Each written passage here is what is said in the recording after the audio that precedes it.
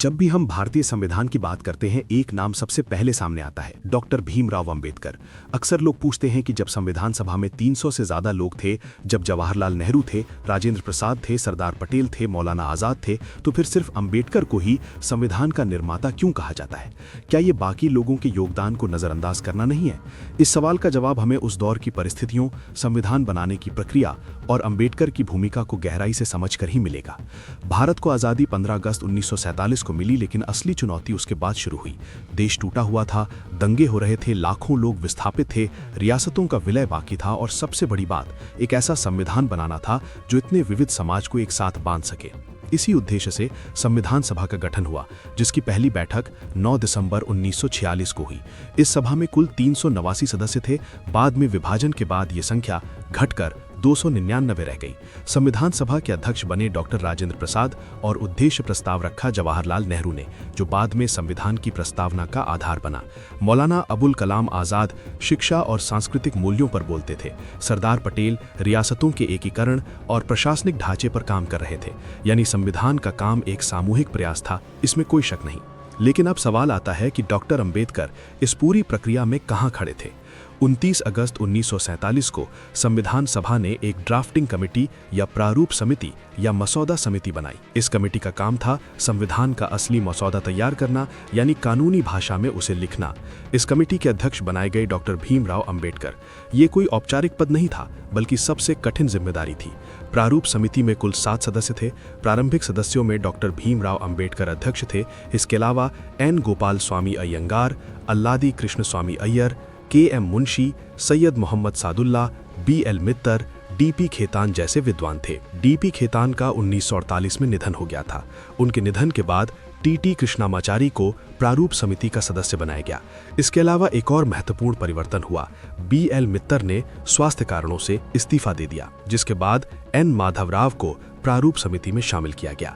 लगभग हर गंभीर बहस में अंतिम ड्राफ्ट तैयार करने की जिम्मेदारी अंबेडकर पर ही आती थी। खुद अंबेडकर ने संविधान सभा में कहा था कि ड्राफ्टिंग कमेटी पर जितना काम पड़ा, उसका बड़ा हिस्सा उन्होंने अकेले किया। अंबेडकर केवल एक राजनेता नहीं थे, वे एक प्रशिक्षित संविधान विशेषज्ञ थे।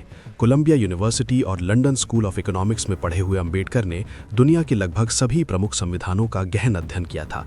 उन्होंने America, Britain, Canada, Ireland, Australia जैसे देशों के संविधानों का गहराई से अध्ययन किया था। इसी वजह से भारतीय संविधान में संघीय व्यवस्था, मौलिक अधिकार, न्यायिक समीक्षा और सामाजिक न्याय जैसे प्रावधान इतने मजबूत रूप में सामने आए। सबसे महत्वपूर्ण बात यह है कि अंबेडकर सिर्फ कानून नहीं लिख रहे थे, वे इतिहास की गलतियों को सुधारने की कोशिश कर रहे थे। दलितों, पिछड़ों, महिलाओं और अल्पसंख्यकों के अधिकार उनके लिए व्यक्तिगत मुद्दा नहीं, बल्कि संवैधानिक नैतिकता का सवाल था। अनुच्छेद 17 के तहत अस्पृश्यता का अंत, अनुच्छेद 14 के तहत समानता का अधिकार और अनुच्छेद 32 को उन्होंने संविधान की आत्मा कहा, क्योंकि ये नागरिकों को सीधे सर्वोच्च न्यायालय जाने का अधिकार देता है। संविधान सभा में कई बार उनके विचारों का विरोध भी हुआ। आरक्षण, समान नागरिक संहिता और मौलिक अधिकारों पर तीखी बहसें हुईं। फिर भी अंबेडकर ने संतुलन बनाए रखा। उन्होंने बहुमत की बात भी सुनी और अल्पसंख्यकों की चिंता भी। यही कारण है कि संविधान न तो सिर्फ आदर्शवादी बना, न ही सिर्फ व्यवहारिक, बल्कि दोनों का संतुलन बन पाया।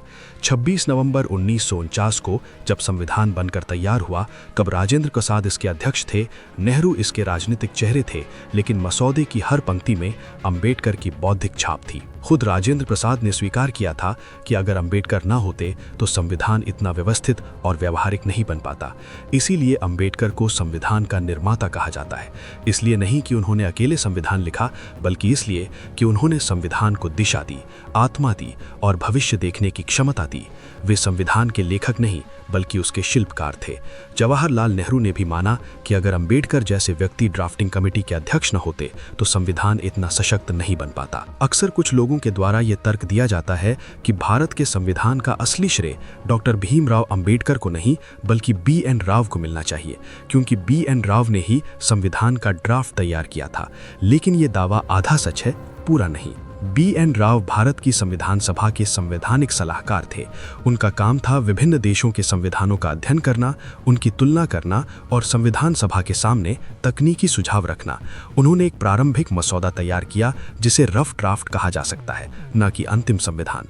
असल में संविधान को अंतिम रूप देने का सबसे कठिन काम प्रारूप समिति यानी ड्राफ्टिंग कमेटी का था, जिसके अध्यक्ष डॉक्टर भीमराव अंबेडकर थे। इस कमेटी के सामने हजारों संशोधन प्रस्ताव आए, संविधान सभा में लंबे और तीखे वाद विवाद हुए और हर अनुच्छेद को राजनीतिक, सामाजिक और नैतिक दृष्टि से संतुलित करना पड़ा। अंबेडकर ने न केवल B.N. राव के सुझावों को परखा, बल्कि उन्हें भारतीय समाज की वास्तविकताओं के अनुसार बदला, जोड़ा और कई जगह अस्वीकार भी किया। संविधान सभा में कई बार उनके विचारों का विरोध भी हुआ। आरक्षण, समान नागरिक संहिता और मौलिक अधिकारों पर तीखी बहसें हुईं। फिर भी अंबेडकर ने संतुलन बनाए रखा। उन्होंने बहुमत की बात भी सुनी और अल्पसंख्यकों की चिंता भी। यही कारण है कि संविधान न तो सिर्फ आदर्शवादी बना, न ही सिर्फ व्यवहारिक, बल्कि दोनों का संतुलन बन पाया। 26 नवंबर 1949 को जब संविधान बनकर तैयार हुआ, तब राजेंद्र प्रसाद इसके अध्यक्ष थे, नेहरू इसके राजनीतिक चेहरे थे, लेकिन मसौदे की हर पंक्ति में अंबेडकर की बौद्धिक छाप थी। खुद राजेंद्र प्रसाद ने स्वीकार किया था कि अगर अंबेडकर ना होते तो संविधान इतना व्यवस्थित और व्यवहारिक नहीं बन पाता। इसीलिए अंबेडकर को संविधान का निर्माता कहा जाता है। इसलिए नहीं कि उन्होंने अकेले संविधान लिखा, बल्कि इसलिए कि उन्होंने संविधान को दिशा दी, आत्मा दी और भविष्य देखने की क्षमता दी। वे संविधान के वास्तुकार थे, जिनके बिना ये इमारत खड़ी नहीं हो सकती थी। अगर आपको ये वीडियो पसंद आया तो UPSC प्रिपरेशन ओनली चैनल को जरूर सब्सक्राइब करें, वीडियो को लाइक करें और इसे